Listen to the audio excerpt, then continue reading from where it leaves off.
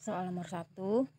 Kata atau istilah Pancasila berasal dari bahasa A. Melayu, B. Sanskerta, C. Bugis, D. Jawa, E. Latin. Jawabannya adalah yang B. Sanskerta. Kenapa? Karena kata Pancasila itu berasal dari bahasa Sanskerta yang terdiri dari dua kata, yaitu panca dan sila. Panca yang artinya 5 dan sila artinya dasar atau asas. Jadi jawabannya yang B. Terus lanjut soal nomor 2. Ajaran yang berasal dari Adam Smith merupakan ideologi A. Komunisme, B. Sosialisme, C. Fasisme, D. Nasionalisme, dan E. Kapitalisme. Jawabannya adalah yang E. Kapitalisme. Karena Adam Smith atau juga yang dikenal dengan Bapak Ilmu Ekonomi merupakan tokoh dari ideologi kapitalisme. Jawabannya yang E. Lanjut soal nomor 3. Pidato yang pada awalnya disampaikan oleh Soekarno secara aklamasi tanpa judul dan baru mendapat sebutan lahirnya Pancasila oleh A. Insinyur Soekarno, B. Dr. Rajiman Widyodiningrat, C. Syahrir, D. Muhammad Hatta, E. Tan Malaka. Jawabannya itu adalah yang B. Dr. Rajiman Widyodiningrat. Lanjut soal nomor 4. Kausa efisien adalah A. Berasal dari bahasa Indonesia sendiri, terdapat dalam adat kebiasaan, kebudayaan, dan dalam agama-agamanya. B. Bagaimana Pancasila itu dibentuk, rumusannya, bagaimana terdapat pada pembukaan Undang-Undang Dasar 1945. C. Asal mula yang meningkatkan Pancasila dari calon dasar negara menjadi Pancasila yang sah sebagai dasar negara. Asal mula karya dalam hal ini adalah PPKI. D. BPUPKI memiliki peran yang sangat menentukan. E. Sebagai warga negara dan warga masyarakat, setiap manusia Indonesia mempunyai kedudukan, hak, dan kewajiban yang sama. Kausa efisien itu adalah asal mula yang meningkatkan Pancasila dari calon dasar negara menjadi Pancasila yang sah sebagai dasar negara. Ini jawabannya nomor 4 itu yang C. Soal nomor 5. Norma kesopanan adalah A. Peraturan yang dianggap sebagai suara hati manusia, B. Peraturan yang dibuat oleh penguasa negara atau lembaga adat, C. Peraturan yang dibuat oleh agama dan adat, D. Peraturan yang diciptakan Tuhan bersumber dari kitab suci, E. Peraturan yang dibuat oleh keluarga secara turun-temurun. Norma kesopanan itu adalah peraturan yang dibuat oleh agama dan adat. Jadi jawabannya itu adalah yang C. Nomor 5 ya, yang C. Lanjut soal nomor 6.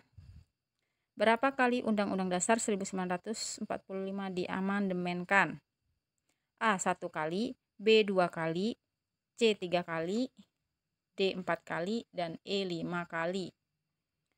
Undang-Undang 1945 itu diamandemenkan sebanyak itu 4 kali. Jadi jawabannya adalah yang D.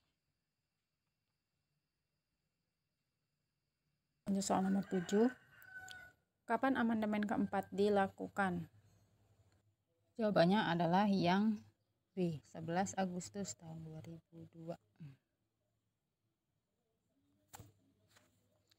Lanjut soal nomor 8. Apa dasar hukum pembentukan Mahkamah Konstitusi? A. Undang-Undang nomor 21 tahun 2003, B. Undang-Undang nomor 22 tahun 2003, C. Undang-Undang nomor 23 tahun 2003, D. Undang-Undang nomor 24 tahun 2003, E. Undang-Undang nomor 25 tahun 2003.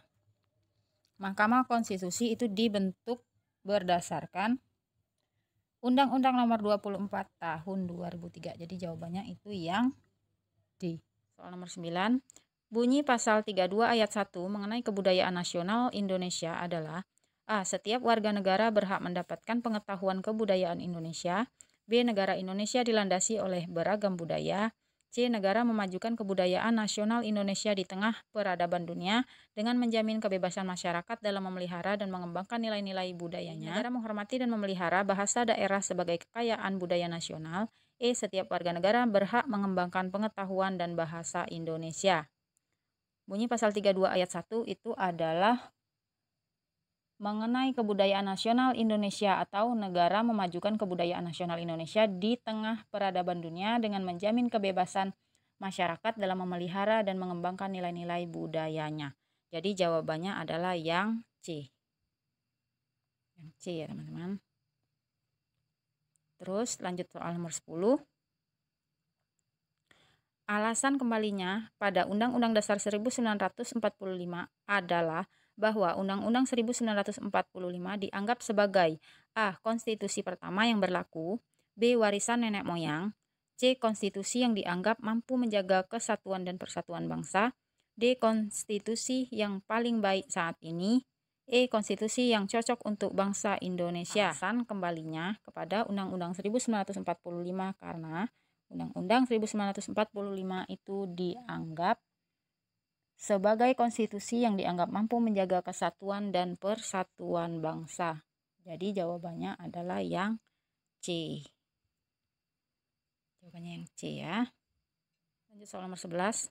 Lahirnya surat perintah 11 Maret 1966 atau Supersmar dianggap sebagai awalnya masa A. Orde Lama, B. Orde Baru, C. Pembangunan, D. Reformasi, E. Serikat.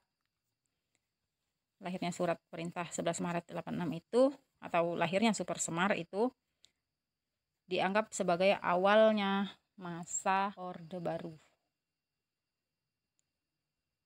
Supersmar itu atau sama saja dengan masa lahirnya Orde Baru. Jadi jawabannya itu yang B. Soal nomor 12. Di dalam kehidupan, seorang pemimpin yang baik harus berani mendorong bawahannya untuk semangat bekerja, agar berani mengambil keputusan yang kreatif dan sanggup mempertanggungjawabkannya. Pola kepemimpinan ini dikenal dengan istilah A. Ing ngarso sung tulodo, B. Ing madya mangun karso, C. Tut Wuri Handayani, D. Demokrasi Pancasila, E. Bhinneka Tunggal Ika. Jawaban nomor 12 itu adalah yang C. Tut Wuri Handayani. Yang artinya dari belakang seorang guru harus biasa memberikan dorongan dan arahan. Kalau Ing ngarso sung tulodo itu artinya seorang pendidik harus memberi teladan atau contoh tindakan yang baik. Ing madya mangun karso itu artinya di tengah atau antara murid, guru harus menciptakan prakarsa dan ide, jadi menciptakan sebuah ide baru. Terus kalau Tut Wuri Handayani itu artinya dari belakang seorang guru harus bisa memberikan dorongan dan arahan.